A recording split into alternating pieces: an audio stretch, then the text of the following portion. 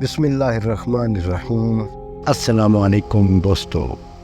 ایک روز حضرت سلیمان علیہ السلام نے دربار لگایا تو جن و انس، جانور اور پرندے سب کے سب حاضر ہوئے، مگر ان کا چہیتا پرندہ ہدہد غائب تھا۔ آپ علیہ السلام نے پوچھا ہدہد کہاں ہے؟ جب وہ نظر نہ آیا تو سلیمان علیہ السلام نے فرمایا اگر وہ اپنی غیر حاضری کی معقول وجہ پیش نہ کر سکا تو اسے ذبح کر دیا جائے گا۔ ابھی یہ گفتگو ہو رہی تھی کہ ہدہد حاضر ہو گیا۔ پوچھا گیا تم کہاں تھے؟ ہدہد نے بڑے احترام سے جواب دیا، اے اللہ کے پیغمبر، میں اڑتے اڑتے ایک ایسے ملک پہنچ گیا جہاں لوگ شرک میں مبتلا دیکھے۔ وہ آگ اور سورج کی پوجا کرتے ہیں۔ ان کی ایک رانی ہے جسے وہ بلقیس کے نام سے پکارتے ہیں۔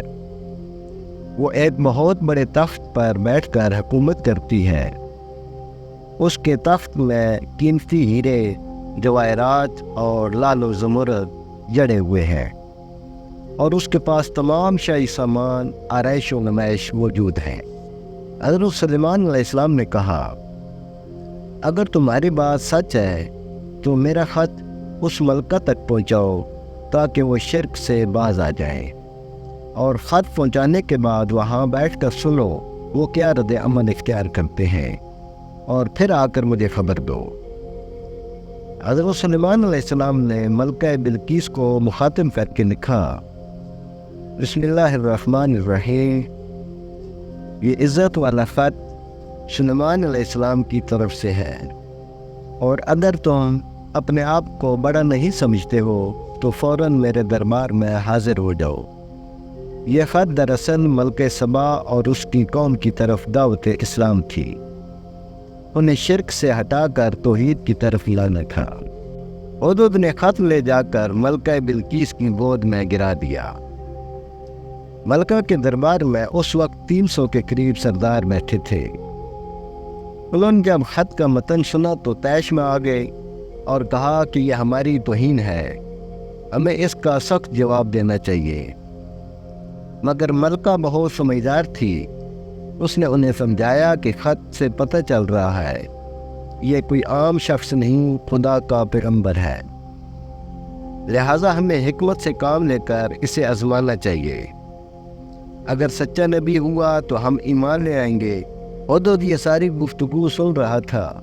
اس نے آ کر حضرت سلیمان علیہ السلام کو ساری بات بتا دی۔ ملکہ بلقیس نے ایک وفد تیار کیا جس کے ہاتھ نہایت قیمتی تحفے، غلام اور لونڈیاں حضرت سلیمان علیہ السلام کی خدمت میں روانہ کیے گئے۔ ادھر سلیمان علیہ السلام نے وفد کا ایسا شاندار استقبال کیا کہ وہ سب حیران رہ گئے۔ یاد رہے حضرت سلیمان علیہ السلام اس وقت دنیا میں سب سے امیر ترین شخص تھے۔ انہوں نے وفد کو بتایا کہ مجھے خدا نے وہ کچھ دیا ہے جس کا بلقیس تصور تک نہیں کر سکتی، اس لیے یہ سب طائف واپس لے جاؤ اور اپنی ملکہ سے کہہ دو کہ ہم لشکر لے کر آ رہے ہیں۔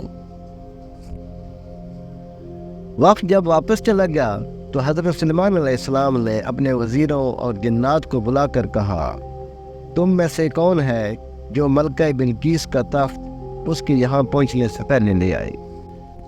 ایک جن نے کہا، حضور میں دن ڈھلنے سے پہلے لا سکتا ہوں۔ سلیمان علیہ السلام کا ایک وزیر تھا، آصف بن برخیا۔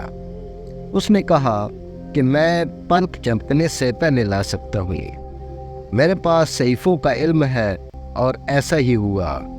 حضرت سلیمان علیہ السلام نے حکم دیا اور تخت ان کے سامنے موجود تھا۔ حضرت سلیمان علیہ السلام نے تخت حاضر ہو جانے کے بعد اس پر لگے ہیرے، جواہرات اور دیگر قیمتی اشیاء کو ہٹانے کا حکم دیا تاکہ اس کی شناخت باقی نہ رہے اور ملکہ کا امتحان لیا جا سکے۔ چنانچہ جب ملکہ حاضر ہوئی تو اس کا پرتباک استقبال ہوا۔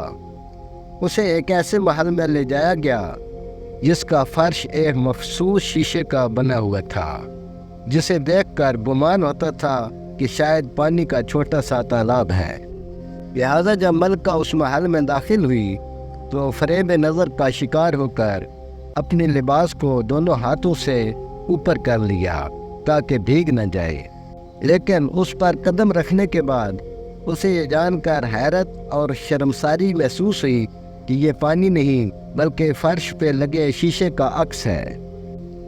ملکہ بلقیس کو جب اسے اس کا تخت دکھایا گیا جس کی شکل بظاہر تبدیل کر دی گئی تھی، لیکن اس نے اپنی ذہانت سے اس کو پہچان لیا اور اسے اس بات کا یقین ہو گیا کہ جو شخص اس کے اتنے بھاری بھرکم تخت کو اتنی کم مدت میں یمن سے 1500 میل دور یروشلم کے شہر لا سکتا ہے، وہ یقیناً خدا کا پیغمبر ہے۔